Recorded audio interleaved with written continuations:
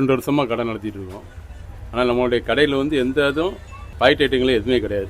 எல்லாமே நம்ம ப்ரிப்பேர் மசாலா தான், எல்லாமே நம்ம அரைச்சி போட உள்ள வைக்கிறது தான். அதனால் நம்மகிட்ட எல்லாமே பியூராக நல்லா டேஸ்டியாக எல்லாமே நல்லாயிருக்கும். ஹாய் கைஸ், திருநெல்வேலிக்கு வந்து ஒரு வாரம் ஆகுது. சரி, இங்கே இருக்கிற நல்ல ரெஸ்டாரண்ட்டில் சாப்பிடலாம் அப்படின்ட்டு இன்ஸ்டாகிராம் ஸ்க்ரோல் பண்ணிட்டு இருக்கும்போது சங்கி மங்கிங்கிற ஒரு பேஜில் வந்து 2 நாளைக்கு முன்னாடி ஒரு வீடியோ போட்டிருந்தாங்க.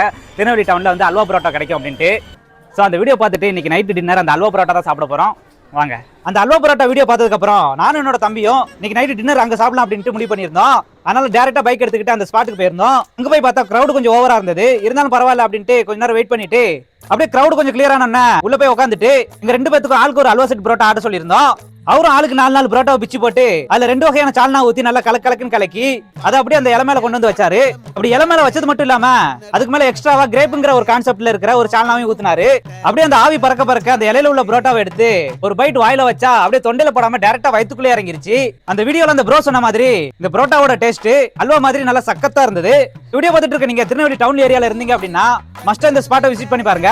எக்ஸாக்ட் லொகேஷன் எங்க இருக்கு அப்படின்னு பாத்தீங்கன்னா டவுன் கூலக்கடை பஜாருக்குள்ள இருக்குது. நல்லா திருப்தியா பிச்சு போட்டு பரோட்டாவை தின்னாச்சு. தேங்க்ஸ் ஃபார் சங்கி மங்கி ப்ரோ. இதே மாதிரி அடுத்த வீடியோ சந்திக்கலாம். டாடா.